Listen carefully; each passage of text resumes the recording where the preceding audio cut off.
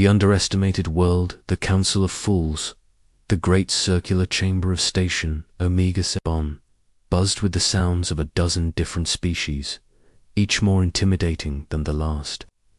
Towering crystalline beings hummed with internal light, their voices like wind chimes in a storm. Massive armored brutes slammed their fists on reinforced tables, making the entire structure vibrate.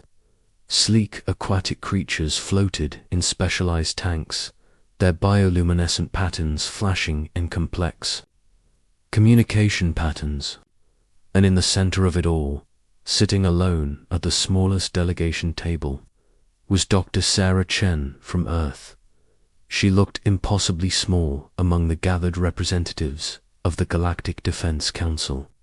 Her simple blue uniform bore no medals, nor intimidating insignia, just a small patch with a blue marble that looked almost childish next to the elaborate military decorations surrounding her. The other delegates had been talking for hours about the approaching threat. The Void Swarm, a mechanical plague that had already consumed 17 star systems and showed no signs of slowing. Commander Zixtal of the Vorthan Empire stood nearly 3 meters tall, his scaled hide bearing the scars of 100 battles. His reptilian eyes swept the room as he spoke, his voice a low rumble that seemed to come from the depths of some ancient cave. My fleets have fought the swarm for 6 months. Their ships are unlike anything we have faced. They adapt, they learn, they consume everything in their path. We need warriors, not diplomats. High Counselor Velenara's crystalline form chimed in response, her light pulsing with authority. The ethereal collective has faced darkness before. Our psionic warriors can tear apart enemy minds from light years away. We bring mental warfare to this fight. Her form seemed to grow brighter as she spoke, casting rainbow patterns across the chamber walls. War Chief Grokthar laughed, a sound like grinding stone. His species had evolved on a world where the gravity was 4 times Earth's normal, creating beings that looked like living mountains. Mind tricks and fancy lights, he rumbled. The Bruthan way is simple. We build ships with armor 10 meters thick. We ram them into enemy vessels. We board with plasma hammers and fusion axes. Sometimes the old ways are the best ways. Admiral Kethva S. Tank glowed with bioluminescent patterns of amusement. Her species had conquered their homeworld's deepest ocean trenches, where the pressure could crush starships like paper. You landdwellers think in such limited terms. The Siren Federation brings precision strikes. Our ships move like living things through space. We have perfected the art of the ambush predator. For 3 hours, the debate continued. Each species outlined their military contributions, their weapons, their strategies. The Vorthans brought brute force and battle experience. The offered psychic warfare and energy manipulation. The Bruthans provided unstoppable heavy assault capabilities. The Sirens delivered stealth and precision strikes. Together, they represented the combined military might of hundreds of worlds. The forgotten representative D. Chen sat quietly through it all, taking notes on a simple tablet, occasionally sipping from a water bottle that looked primitive compared to the exotic refreshment systems the other delegates used. None of them had spoken to her directly. Most seemed to have forgotten she was there at all. It was only when the formal presentations ended that Commander Zixtal's cold reptilian gaze finally settled on her. "And what of Earth?" he asked, his voice carrying just enough mockery to make the question sound like an insult. "What does the garden world contribute to this war effort?" The chamber fell silent. Dr. Chen looked up from her tablet, her brown eyes meeting the stares of beings who could kill her with a thought, a touch, or simply by existing too close to her fragile human form. She set down her stylus carefully and stood, her movements deliberate and calm. Earth has been preparing for this war longer than any of your species have existed, she said quietly. War Chief Grokthar S. Laughter boomed through the chamber. Preparing. Your species has barely left its home system. You have no battle fleets, no warrior castes, no weapons that could threaten a child's toy from our worlds. Your gravity is so weak that our younglings could crush you by accident, added Admiral Kethfa, her tank flickering with amused patterns. Your atmosphere is so thin that most of us need protective gear just to visit your world without killing. You, inadvertently, High Counselor Velenara Slight pulsed with something that might have been pity. Earth is listed in our databases as a classy, protected world. Beautiful, peaceful, full of diverse life forms that have never known real conflict. Your species is noted for its emotional nature, its art, its tendency toward cooperation rather than conquest. These are admirable qualities, but they do not win wars. Dr. Chen nodded slowly. You're right about one thing. Earth is full of diverse life forms. May I show you something? She activated her tablet, and a holographic display materialized above the center table. The image showed a vast blue ocean, peaceful and calm, with sunlight filtering down through crystal clear water.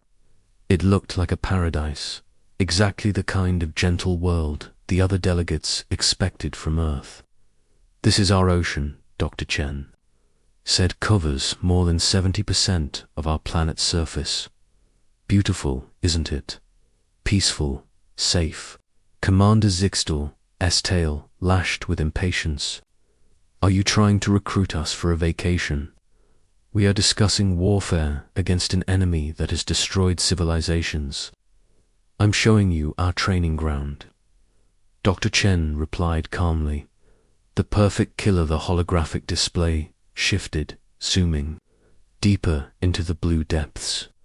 The sunlight faded, replaced by a darker, more mysterious environment. Strange shapes moved in the distance, too far away to identify clearly. In our oceans lives a creature that evolution spent 400 million years perfecting, Dr. Chen continued. No wasted energy, no unnecessary features, no weakness that natural selection didn't eliminate long ago. Would you like to meet a shark? The image changed. A massive great white shark materialized in the hologram, its torpedo-shaped body cutting through the water with impossible grace. Every line of its form spoke of deadly efficiency. Its black eyes seemed to look directly at the gathered delegates. Cold and calculating. High Counselor Velenara's light flickered uncertainly. It appears to be some sort of aquatic predator. Primitive, but well adapted for its environment. Primitive. Dr. Chun smiled, and for the first time since the meeting began, there was something sharp in her expression. Let me tell you about Primitive. This shark can detect a single drop of blood in 25 million drops of water. It can sense the electrical fields generated by living creatures from vast distances. It can feel vibrations in the water that tell it everything it needs to know about potential prey. The hologram shifted, showing the shark in motion, its powerful tail driving it forward with frightening speed. It doesn't sleep the way you or I understand sleep. Parts of its brain rest while other parts remain alert, always hunting, always ready. It has no vocal cords, because it doesn't need to communicate. It doesn't need to threaten or posture or announce its presence. War Chief Grokthar leaned forward, his massive form suddenly attentive. This creature hunts alone, always. Alone, Dr. Chen confirmed. It doesn't need pack tactics or group strategy. It is the perfect solo predator. When it decides to kill, the engagement is over before the prey realizes the danger. Admiral HFY's tank flickered with new patterns, her bioluminescent display, showing interest rather than amusement. What is its strike success rate? 95%, Dr. Chen replied. When a shark decides to attack, prey has a 5% chance of survival, not escape, survival. The chamber had grown quieter. The casual dismissal and mockery had faded, replaced by something that looked almost like professional interest. The swimmer commander Zixtor's scarred hide rippled as he processed this information. An efficient predator, certainly, but what does this have to do with your species' contribution to our war effort? Are you suggesting we recruit these sharks as biological weapons? Dr. Chun's smile grew wider. Oh, we don't recruit them, we swim with them. The silence that followed was absolute. 4 separate species, each evolved from different predatory backgrounds, each accustomed to being the most dangerous thing in any given environment, stared at the small human woman as if she had just claimed to juggle neutron stars. You... What? High Counselor Velenara S. Light pulsed in patterns that suggested deep confusion. Humans swim with sharks, Dr. Chen repeated calmly. We put on thin suits, jump into the water, and swim alongside them. We study them, photograph them, learn from them. Some humans do it for science. Others do it for sport. Many do it just to see if they can. The holographic display changed again, showing footage of human divers swimming calmly next to massive sharks. The predators moved through the water like living torpedoes, and the humans floated beside them like tiny, vulnerable morsels. Yet the sharks showed no aggression, no hunting behavior. They simply acknowledged the humans' presence and continued their ancient patrol patterns. War Chief. Grokth's voice was barely a whisper. Your species enters the hunting domain of apex predators voluntarily. Every day, Dr. Chen confirmed. We've been doing it for generations. We don't just swim with great whites. We swim with tiger sharks, bull sharks, hammerhead sharks. We've learned to read their body language, to understand their behavior patterns, to move in ways that don't trigger their predatory responses. Admiral HFY's tank had gone completely dark except for a few flickering patterns that seemed to indicate deep thoughts. This is ... unprecedented. No species we know of willingly enters the territory of creatures that could kill them easily. But that's just sharks, Dr. Chen said. We also swim with saltwater crocodiles, animals that have remained unchanged for 200 million years because they achieved physical perfection. We climb mountains where the air is too thin to breathe properly, just to see what's at the top.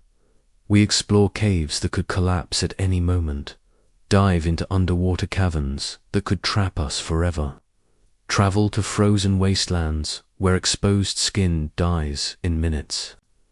The display showed a rapid series of images. Human mountain climbers hanging from impossible cliff faces, cave explorers squeezing through gaps barely wide enough for their bodies, Arctic researchers walking calmly across ice sheets where a single wrong step meant death.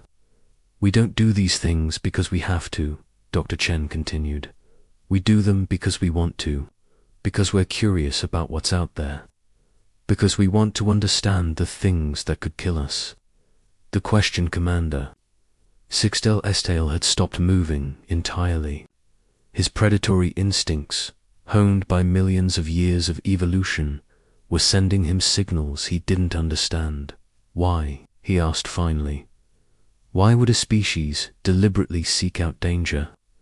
Dr. Chen looked around the chamber, meeting the eyes. of each delegate in turn. Because we learned something important very early in our evolution. The things that can kill you quickly are usually the things that can teach you the most about staying alive. She gestured to the holographic shark, which continued its eternal patrol through the blue depths. When you swim with sharks, you learn to move efficiently, to avoid sudden movements, to project calm confidence even when every instinct is screaming at you to flee. You learn to read micro-expressions, to understand body language, to sense aggression before it becomes action. The display shifted to show human rescue workers pulling survivors from collapsed buildings, their movements precise and fearless despite the obvious danger. When you climb mountains, you learn to make split-second decisions under extreme stress, to trust your equipment and your training even when failure means death. You learn that survival isn't about being the strongest or the fastest. It's about being the smartest, the most adaptable, the most aware. War Chief Grokthar spoke slowly, his words carrying a weight that made the chamber walls seem to vibrate. You are saying that your species trains itself by surviving alongside perfect killers. I'm saying that our species became what it is by learning from perfect killers, Dr. Chen corrected. We didn't become the dominant species on Earth by being the biggest or the strongest. We became dominant by being the most curious, the most adaptable, and the most willing to learn from things that could destroy us. The chamber fell silent again, but this time the silence felt different. It wasn't the comfortable quiet of beings who felt superior to the discussion.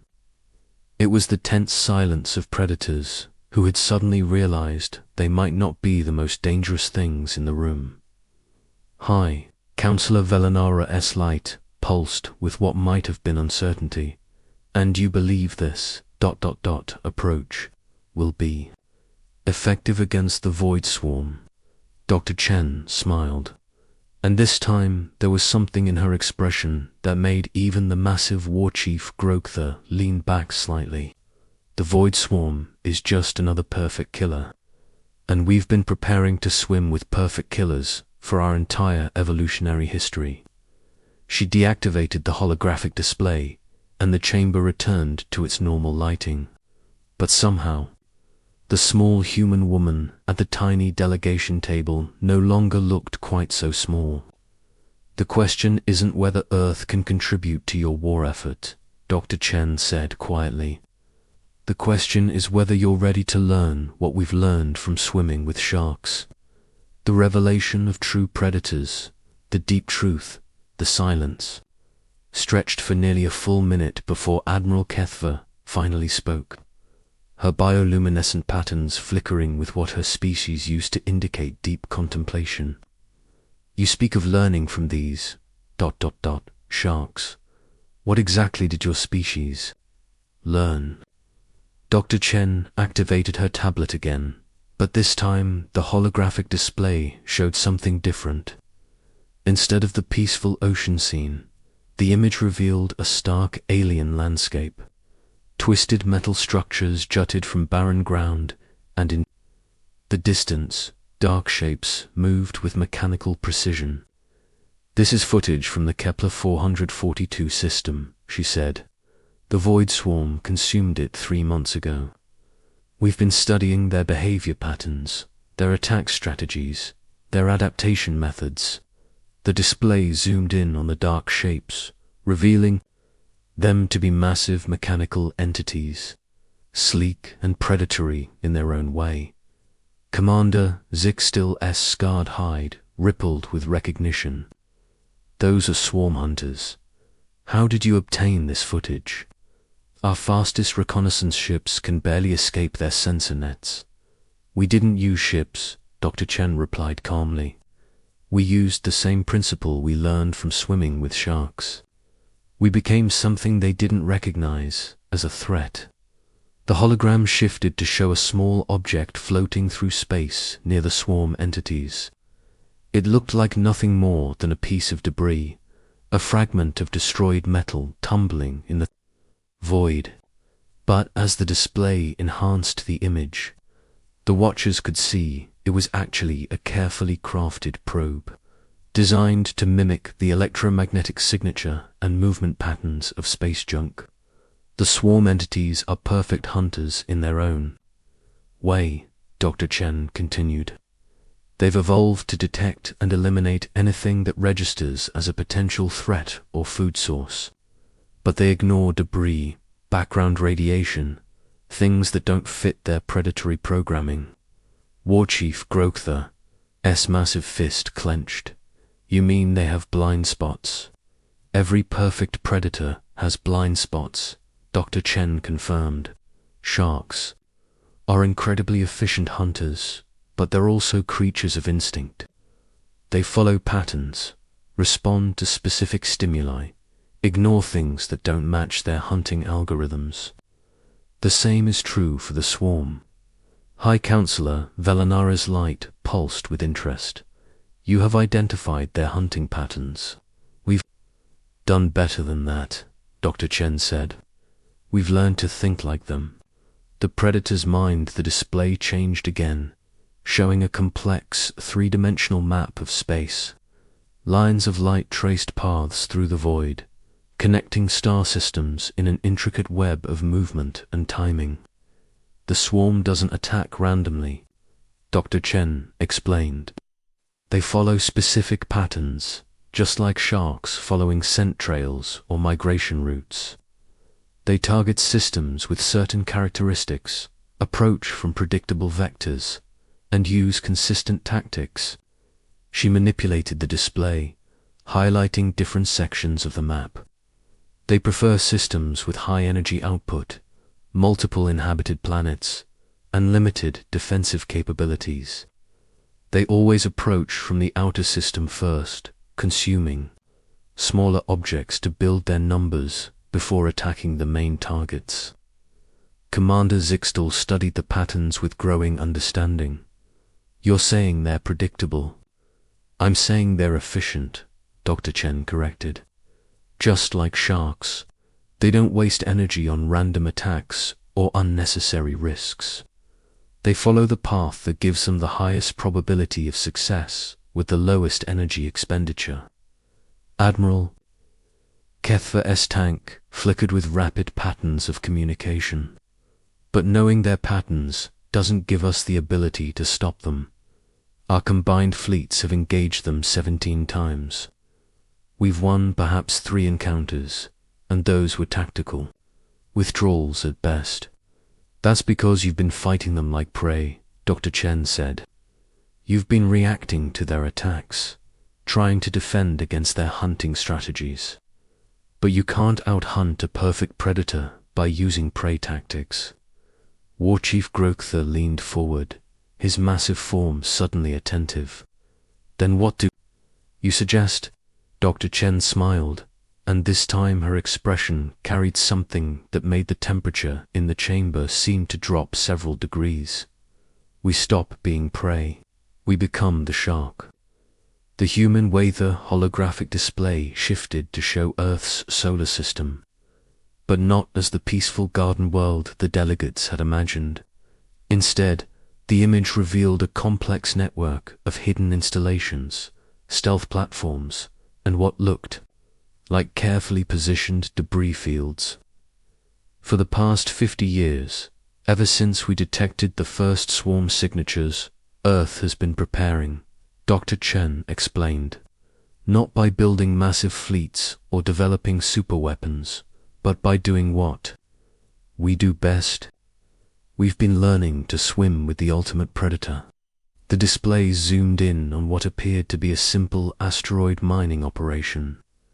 But as the image enhanced, the watching delegates could see that the asteroid itself was hollow, filled with sophisticated technology and what looked like weapon systems. We don't announce our presence, Dr. Chen continued. We don't build obvious targets. We don't follow predictable patterns. Instead, we've turned our entire system into a hunting ground, where we're the predators and anything that enters uninvited becomes prey.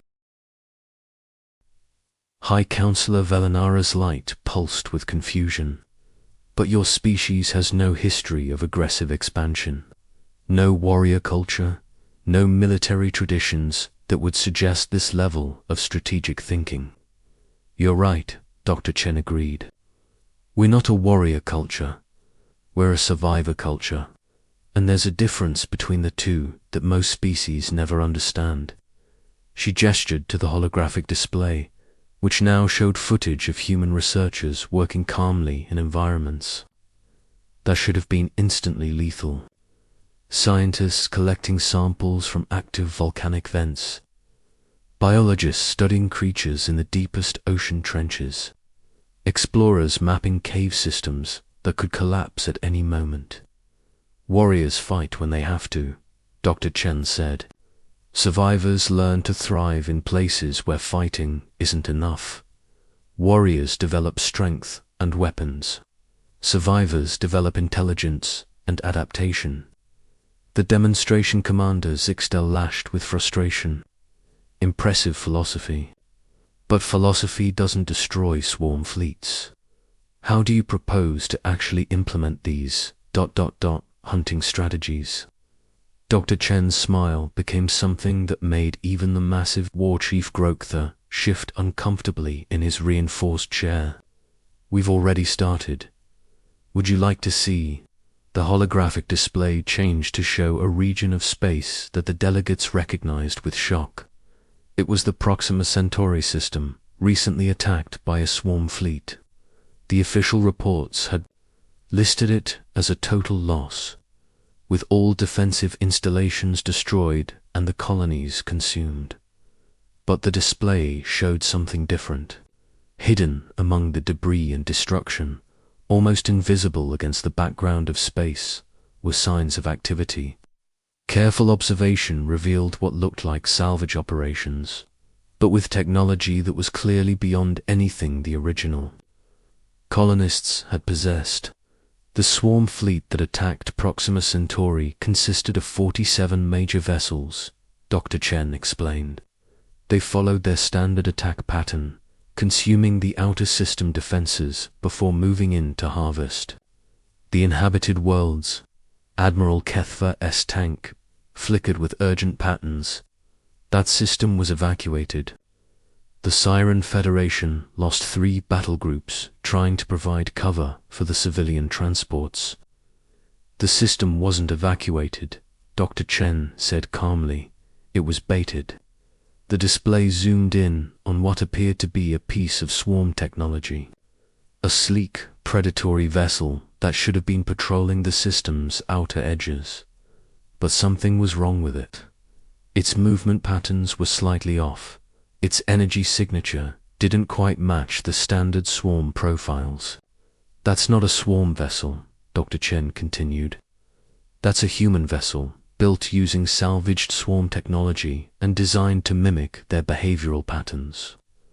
We've been operating 47 of them for the past 3 months, learning their communication protocols, their coordination methods, their response algorithms.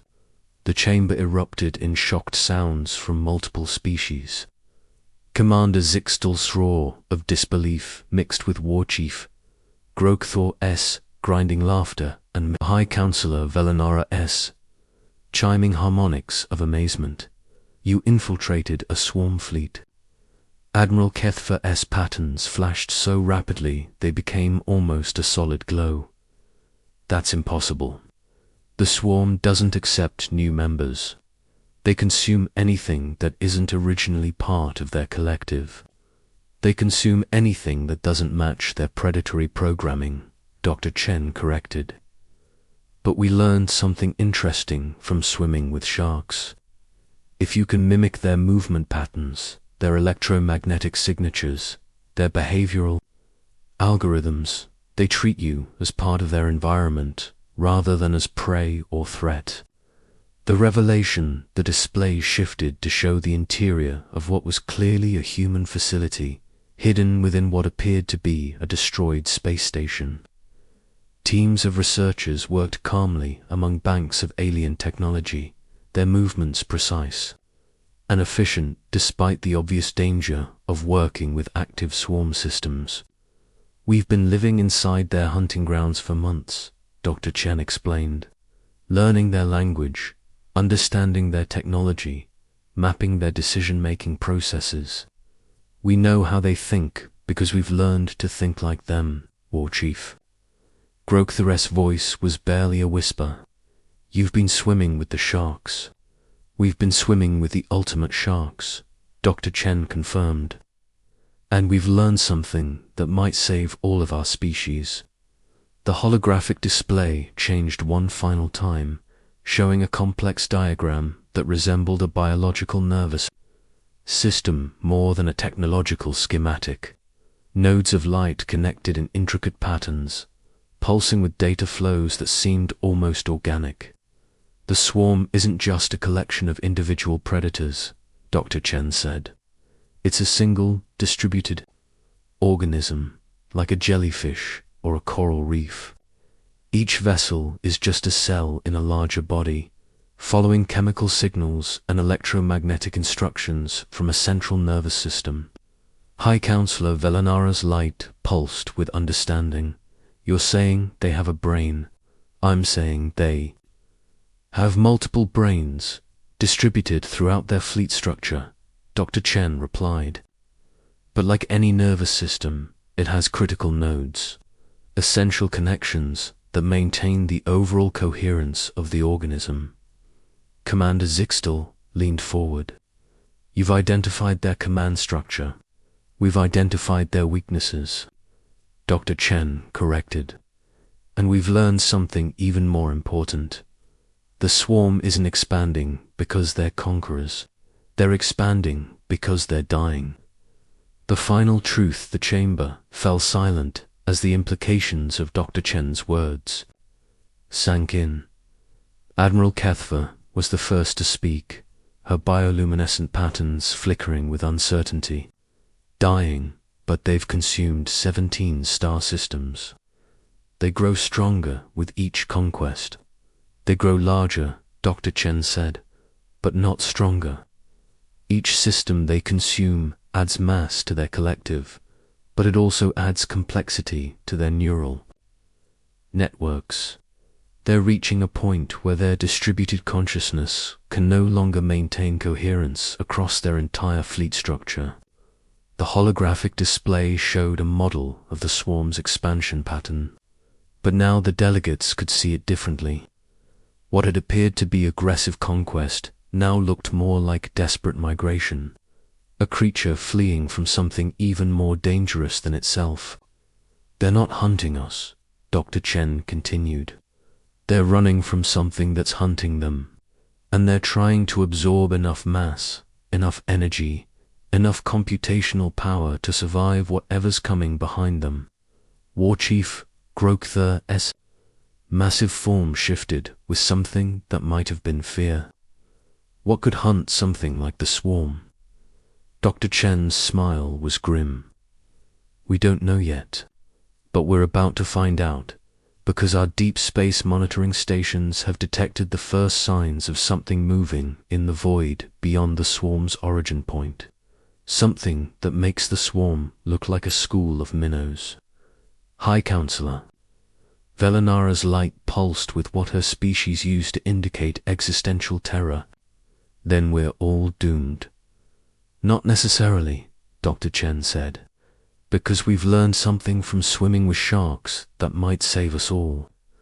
Sometimes the best way to survive a predator isn't to fight it or flee from it. Sometimes the best way to survive is to become useful to it."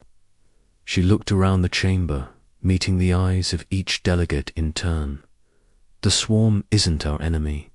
It's our teacher. And if we can learn to swim with the ultimate predator, we might just survive whatever coming next."